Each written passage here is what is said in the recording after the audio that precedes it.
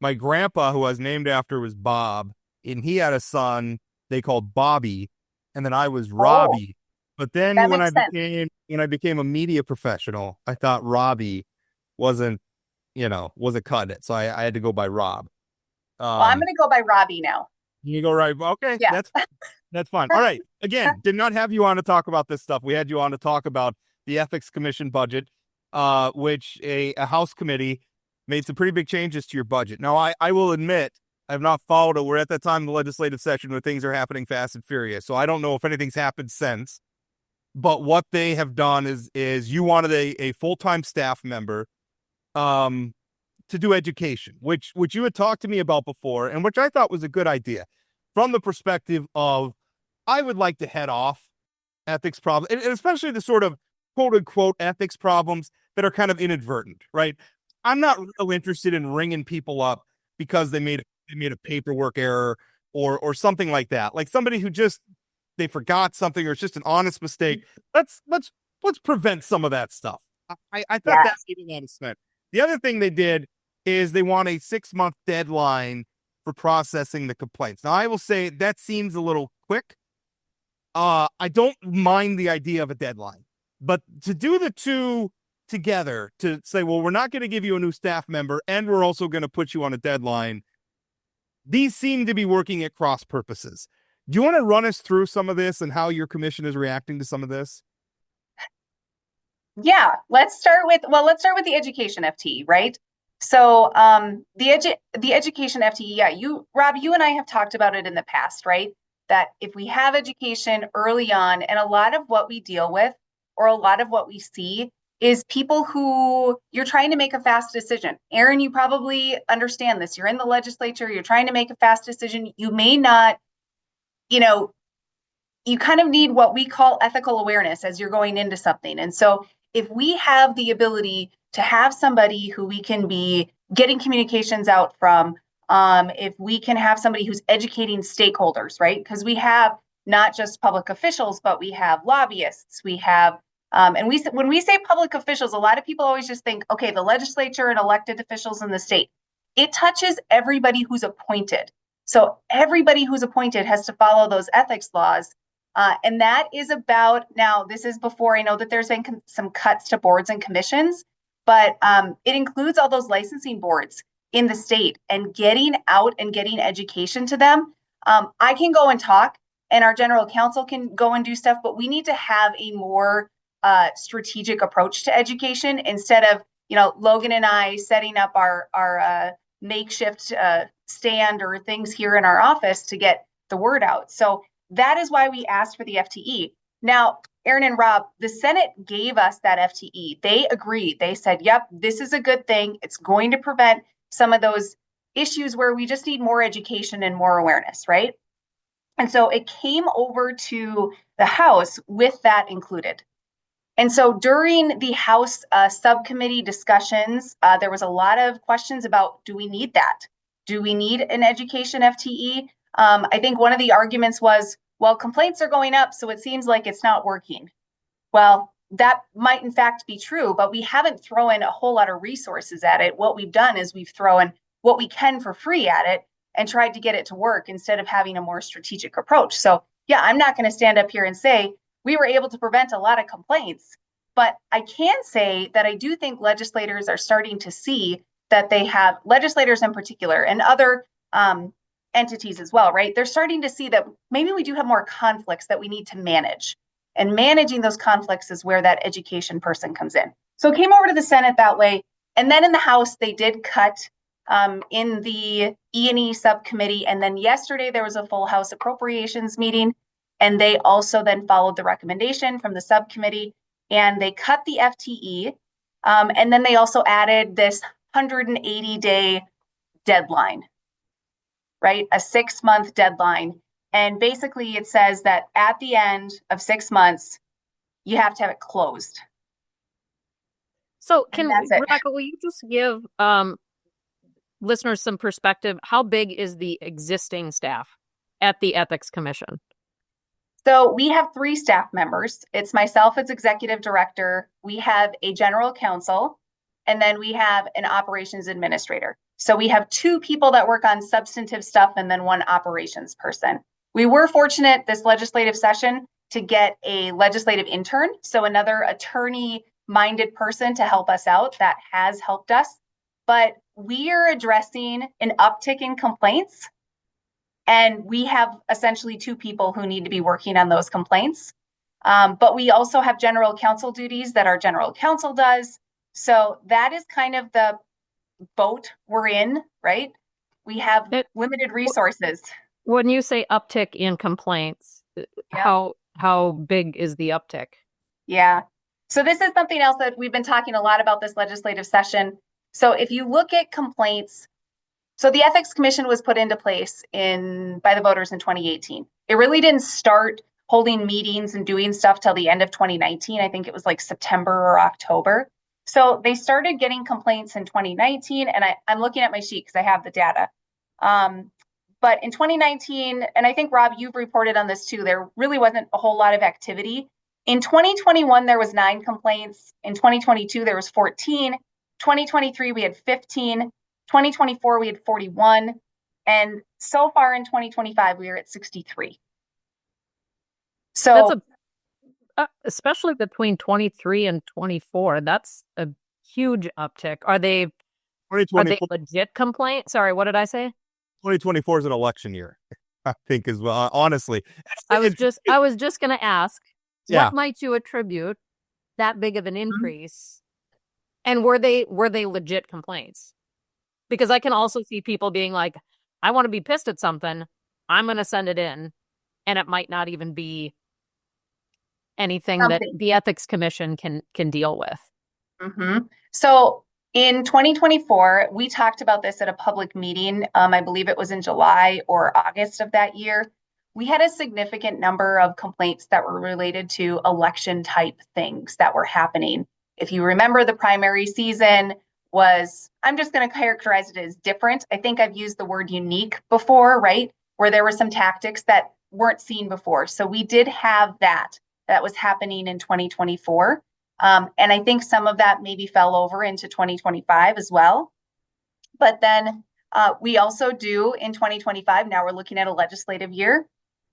Some of the, current complaints, I anticipate in legislative years, we're going to be a little bit higher because there's a lot more going on. There's more decision making, that's more public. But having the ability to meaningfully address those complaints and ensure that people are understanding what the underlying issue is, because some of them get back to what Rob talked about earlier, that they just don't see it or understand that there is a potential conflict, that you shouldn't have walked out with a bottle of wine or, something like that. And it really comes down to education. So if we look at, if we look at how many complaints the commission has gotten rid of, we've had a total of, I need to check my numbers now. So we have had 147 complaints to date, and we've been able to dismiss or clear out 90 of those. Okay. Well, that's one of the great problems, I think, with the ethics, any sort of an ethics body in a political context is that, I mean, first of all, like you have the problem with how much of the process should be public, because on one hand, it'd be nice to know, to be able to go through that list of 147 and make my own judgment calls about, well, this is baloney and this is not baloney. We can't really do that. And then the other problem is a lot of times the motivations are not great for why people are finding. And the thing is, if somebody has bad motivations but highlights a real ethical problem, that's still okay. I have people come to me with crap motivations all the time that reveal real stories to me. Now, is the fact that they're motivated by wanting to stick it to somebody they don't like, it doesn't matter to me that much. Facts are the facts. Right. But this process is ripe for abuse, which is a problem. It's just inherent to it. It's a problem. And I think that's what really scares a lot of people in the legislature is trying to find the balance. They look at this process and they say, this is going to be used against me. And I think that also speaks to the deadline. And it's one of the reasons why I don't know that a deadline is such a bad idea, because the way it's working now is an ethics complaint gets filed against a lawmaker. And then the people who file the complaint go out and say, we filed an ethics complaint. And then it might take years for the ethics complaint to be resolved, at which point it can be brought up repeatedly that so-and-so lawmaker is under an ethics investigation. Yep. That's really unfair. And right now that person by law can't say anything. Is that right? Yeah. So Rob, you brought up a really good point, and one that the commission has recognized and that I've talked about is that the way the current process is set up, it is ready for exploitation and weaponization, right? And so that's why when we walked into legislative session as the Ethics Commission, we had been talking to legislators. We understood their concerns. They were concerned that somebody can run to the press and say, I filed an ethics complaint. The word complaint is so impactful and it has this negative connotation with it. Ethics, right? even And ethics, yes, ethics does too. So you combine those two, and it's just like now somebody has a black mark. I think of on walking around, and it can follow them for many years. So what we did so there was that issue, and Aaron, to answer your question, so under law, if the respondent, now we use the word respondent, the statute uses the word accused individual. Again, don't like the term, so we use respondent. The respondent can't say anything. They are bound by confidentiality, meaning that they are precluded from talking about it. So somebody could go and be blasting Aaron Oban for 6 months or a year and a half. And if that is a public official, an employee of the state, they can't say anything. So that needed to be fixed. We knew that, the legislature knew that. So when we presented what was House Bill 1360, and it died, it was, just died. Well, they did. Right? They didn't fix. There currently is no fix to that issue.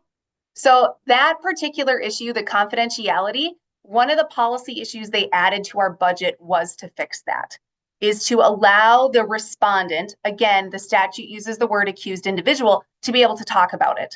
So that is a fix. That's a good fix. Okay. Yep. We've identified that as a First Amendment problem for months, that the respondent, the person against whom a complaint is filed, should absolutely be able to talk. If it was me, I would have just started talking and say, take me to court, because I will challenge this every day. I will look great challenging this stupid statute in court. Yeah. And Rob, we probably would have said, hey, we're on their side because it's a First Amendment issue, right? So they should be able to do that. That has been the commission's position for a while. Now, keep in mind, the commission isn't the one who put the confidentiality statute in place. That was put in by the legislature in 2019. So we abide by that. Now, as the commission, I should not be able to hand out information related to a complaint, and nor should other state employees that learn information about a complaint. That shouldn't be able to be handed out. And that's really because somebody, and I think the idea behind the confidentiality is that it stays confidential unless there's an ethical violation. So that, I think I'm okay with that as long as the respondent can talk. And so that is a positive thing that we see in the substantive or the policy amendments that got put on our budget. But as to the 180-day deadline, that's an interesting. By the way, I don't know that 180 days is the right number. I feel like we could give more time. I do like the idea of sometimes there's got to be a finish line. Mm-hmm. There does, yes. But I think the way to get there is, instead of creating a deadline, create a better process. Create a better process that allows outs along the way and allows the commission to meaningfully resolve a complaint and say, yep, okay, you shouldn't have voted on that, or you made a mistake, but let's give you a warning, right? Let's assess a fine in some instances and wrap it up. We're right now in the complaint process. If we establish that we have jurisdiction, we then move to mediation. Mediation can take a little bit of time. We have found it to be extremely unsuccessful because you can have somebody who brings a complaint who has maybe ill intentions, right? But it might be a legitimate issue, but they bring that and we're trying to mediate that. At that point, we haven't investigated. We don't open our investigation until after mediation closes. So let's say mediation is unsuccessful.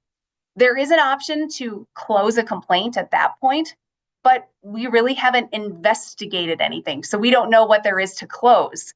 How can you close something before you look at the facts to see whether it's something you should close or not? So if we were to do that at that point, which is something that has been said, well, they have the ability to close a complaint. To me, I look at that as a dereliction of our constitutional duty to investigate. So we should be investigating and then meaningfully resolving something and helping somebody work through something that they maybe just didn't see. Why do you mediate before you investigate? Because that's what the statute says to do. Oh, for God's sake.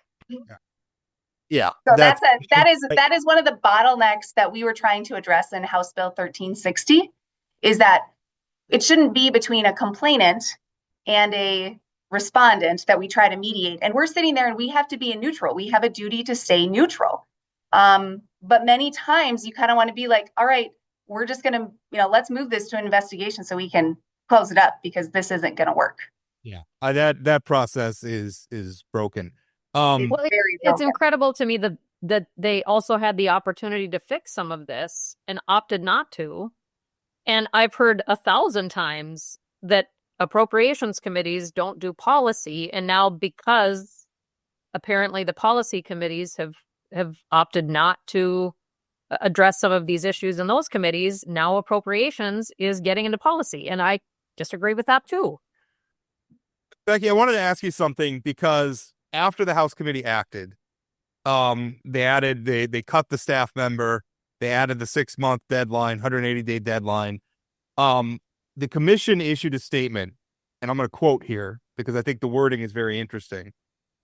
You called the changes, quote, a roadblock intended to hamper the commission's work. Now I'm going to quote from Article 14, Section 4, subsection 1 of the North Dakota Constitution, which is the Ethics Amendment, that it says, laws may be enacted to facilitate, safeguard, or expand, but not to hamper, restrict, or impair this article. I feel like the use of the word hamper in your statement responding to the House committee was not an accident. Are you alleging that the committee is potentially violating the Constitution? It certainly has been a discussion. It wasn't brought up by only myself or pointed out. We look at all of, we interact with Article 14 on a daily basis. We read it. I can show you my copy of Article 14. It has all these notes and scribbles and legal analysis. And that is something that stood out to us. And I also think Carla Rose Hansen is the one who pointed it out specifically. So if you just put a 180-day deadline on something, I think the idea was, or the marketing of it was, that this is somehow a tool that you can just, wrap something up in 180 days. And I don't think of it as a tool. I think of it as somebody telling you to row faster, but then they're putting, drilling holes in your boat at the same time. So it's really difficult when we don't have sufficient staff, when we don't have tools. We have a process that is problematic, ripe for weaponization, time consuming, and then we get a deadline put on it. So I think if you take it in the aggregate, I think the commission statement kind of speaks for itself. It's like the all things considered. Yeah. This is how it can potentially impact what the Ethics Commission is to do based on our Constitution. Right. And there are ways that deadlines could facilitate the process, right? Like if you have, and we have those, you have to provide notice within 30 days. If you say you have to wrap up mediation within 90 days, or you have 90 days to mediate it, right? But once we're moving into an investigation stage, just putting a hard deadline, you can have somebody that just doesn't respond, even if there is an issue, and then you just dismiss it. That really ties the hands of the commission. I agree. I think a deadline is a good concept, but if you're going to implement it, it's got to be a reasonable deadline. Maybe even in some ways a flexible deadline.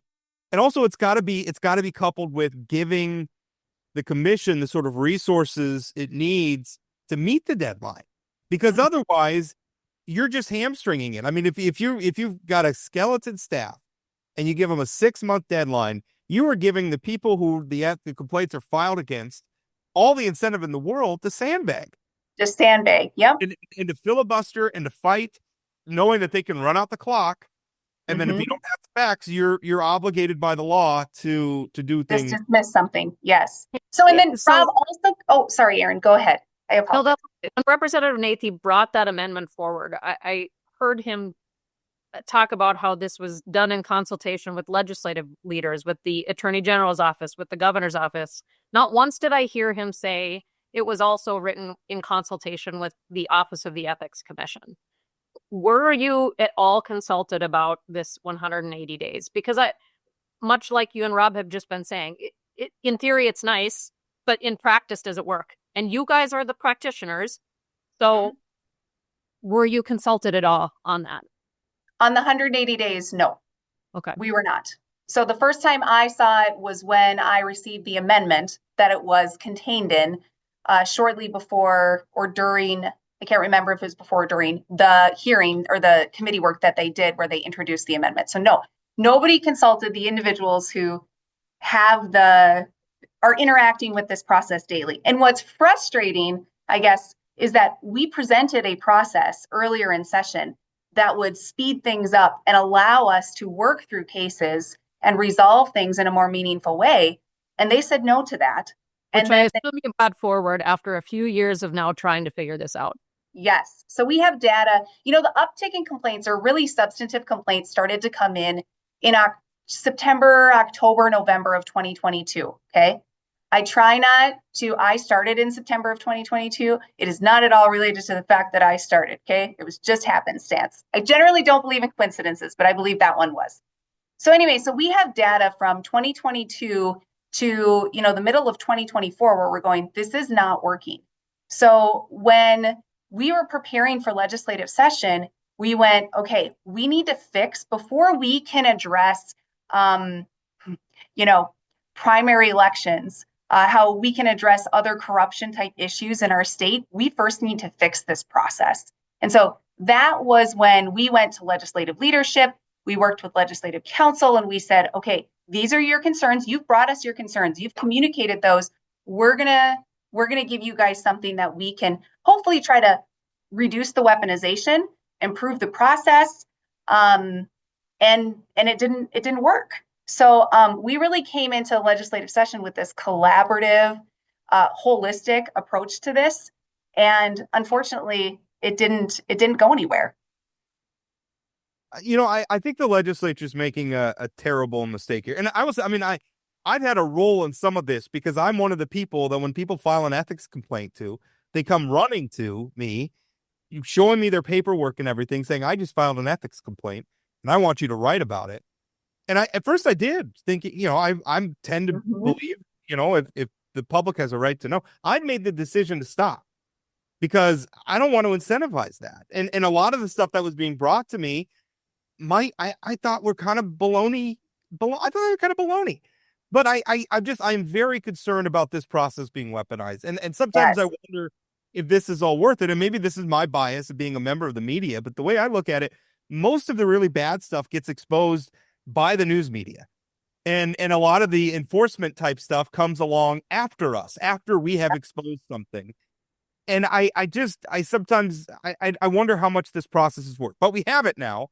And I think the mistake the legislature is making is that they're gonna continue to play these games, and eventually the courts are going to impose something on them.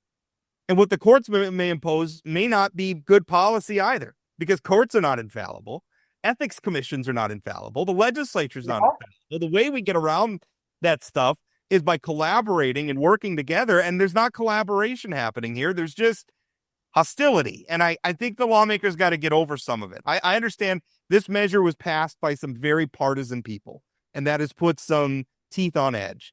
And it has been used by some very partisan people who have gone out and filed, without naming any one specific complaint, I think we can all agree that there's been some bogus ones filed. That has put some teeth on edge.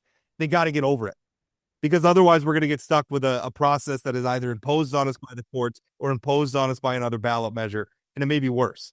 So we got to get, this is what we have. We got to get working. And with all respect, there are lots of things that are passed by very partisan people, some of them in the legislature, some of them in the public. And as you said earlier, Rob, at about 10:08 in this very, podcast, even if we don't like it, we have to follow it. So I'm not saying don't follow the law. I understand some of the hard feelings and even empathize with them to a point. And I just, yeah, we could talk about this when Rebecca's not with us. But I think that there is an opportunity, though, right, for this process, if it can be, instead of being this gotcha type thing that it has been turned into, right? We stepped in, and our staff is committed to saying this doesn't need to be this way. I mean, Rob, I think you've probably heard me say this a dozen times. I feel like I'm a broken record that ethics commissions alone do not make an ethical government. You have to have a collaborative process. You have to have the media understanding. You have to have the public understanding, and then it can be effective. And then you can address those big things that you talked about, the big things that come out in the press when they're tiny and when they're small and those early decisions are being made. And ultimately, then, if it doesn't turn into a big thing that we are, that there's all this press over, the voters, the electorate, the North Dakota citizens are ultimately the benefactor of that, because they got an ethical decision ahead of time. And so that's our goal. And unfortunately, we need buy-in from the legislature and from, other branches of government. Not that we are a branch of government, we are independent constitutional entity, but. Well, they've got to get over it. And we've got to find a way forward on this. Becky, thanks for your time. I appreciate it. Yeah, thanks for having me, guys. Great way to spend a Friday morning. Thank you. Have a great weekend.